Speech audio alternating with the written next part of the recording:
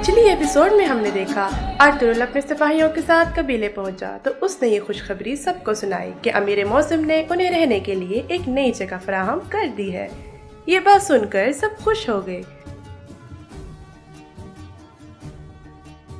Gundogdu को ये बात कुछ पसंद नहीं आई और वो कुर्तोगलू को सारी बात बताने गया।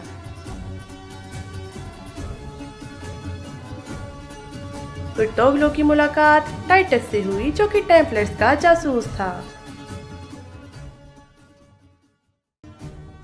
दूसरी तरफ कबीले में सल्जान खातून हलीमा सुल्तान के खिलाफ साजिशें करना शुरू हो गईं।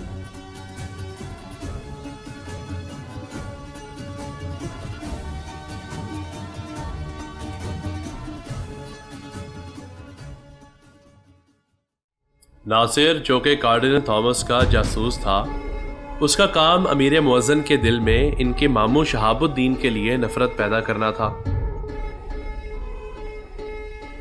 उसने ऐसा ऐसा करके अमीर मुअज़्ज़न के दिल में शहाबुद्दीन के खिलाफ साजिश करना शुरू कर दी। दूसरी तरफ कबीले में गुंदोगदू इस सोच में था कि ऐसा क्या किया जाए कि बाबा सुलेमान शाह का दिल जीता जाए ताकि वो अर्तुगरुल से ज्यादा मुझे पसंद करने लग जाए। अर्तुगरुल पहाड़ों की तरफ गया।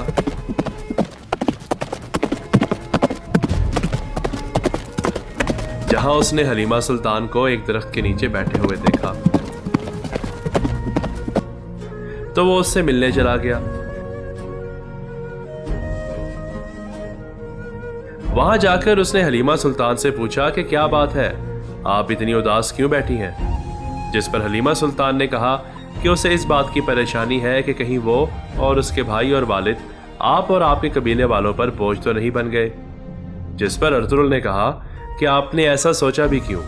ये कबीला जैसा मेरा घर है वैसे आपका भी है और यहाँ आपको कोई कुछ नहीं कह सकता। जिस पर हलीमा सुल्तान खुश हो गई और दोनों अपने अपने घोड़ों पर सवार होकर कबीले की तरफ रवाना हो गए। कबीले में दिली दमीर अपनी दुकान में तलवारें तेज करने में मसरूफ थे और उनके पास बामसी और दुहान बैठे उन्हें देख रहे थे।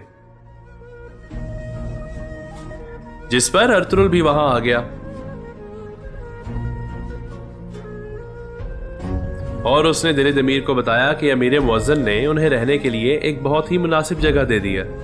जिस पर वो बहुत खुश हुए और साथ ही उन्होंने अर्तुगरुल को अपने दुश्मनों से होशियार रहने की भी तलकीन की। दूसरी तरफ हलीमा सुल्तान के खेमे में आइकस गई जो कि दिली दमीर की बेटी थी और इस कबीले में सिर्फ वही थी जो हलीमा सुल्तान की सहेली थी। बाकी सब हलीमा सुल्तान के खिलाफ थे क्योंकि वो समझते थे कि हलीमा सुल्तान कबीले पर परेशानी लेकर आई है।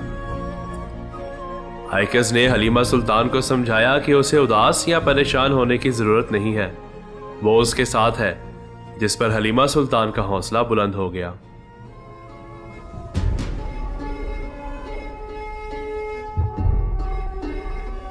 गुंदोगदू को पता चला कि सलेबियों के कुछ साथी जंगल में एक जासूस से मिलने के लिए जाएंगे, तो उसने सोचा क्यों ना वहां अकेले जाकर उनके साथ मुकाबला करके उन्हें हराया जाए ताकि बाबा सुलेमान शाह के दिल में अर्तुगरुल से ज्यादा उसकी बहादुरी बैठ जाए और सब उसकी तारीफ करें।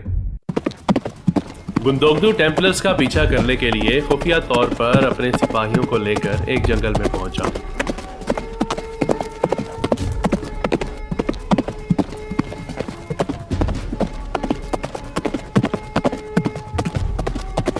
कि वहां उस पर और उसके साथियों पर टेम्पलर्स ने हमला कर दिया।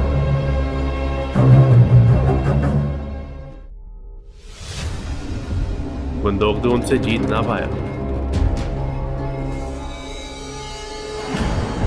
उन्होंने गुंदोगदू को पकड़ लिया और अपने साथ अगवा करके टेम्पलर्स के किले में ले गए।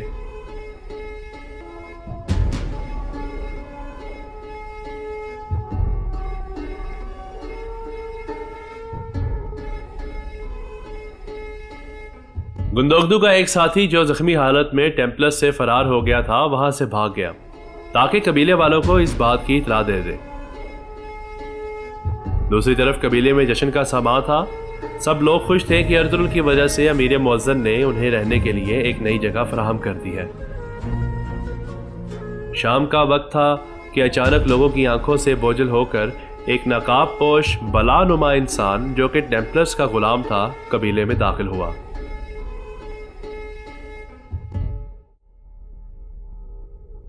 और उसने कबीले के जानवरों में एक जरासीम फेंक दिया जिससे वबा फैलती है।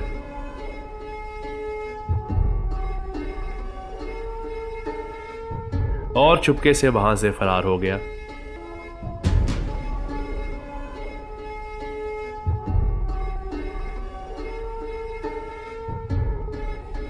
सब लोग जश्न मना रहे थे कि गुंदोगदू का सिपाही जख्मी हालत में कबीले में दाखिल हुआ। बाकी सिपाही उसे पकड़कर लाए और सुलेमान शाह के पास लेकर गए। वहां जाकर उसने जख्मी हालत में बताया कि कैसे टेम्पलर्स ने गुंदोगदू को अगवा किया। यह बात सुनकर सब लोग परेशान हो गए और अर्तुरुल ने अपने सिपाही तुर्गुत को फौरन हुक्म दिया कि गुंदोगदू की तलाश में निकल जाए।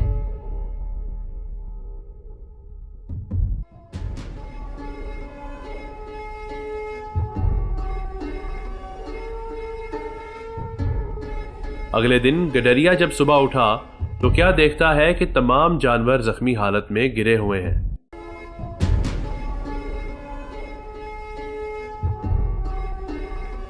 वो खौफजदा होकर वहां से भागा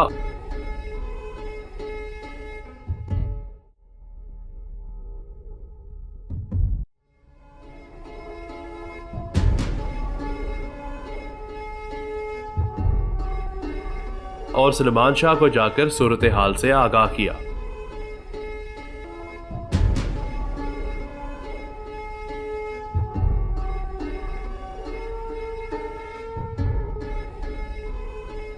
इस पर एक सिपाही ने बताया कि जानवरों में वबा फैल गई है जो कि इंसानों को भी लग सकती है।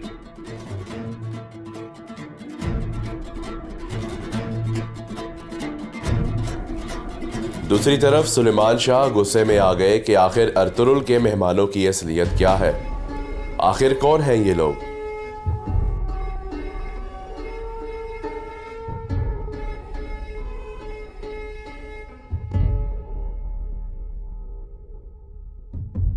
सुलेमान शाह ने अपने सिपाही को हुक्म दिया कि अर्तुरुल के मेहमानों को पेश किया जाए।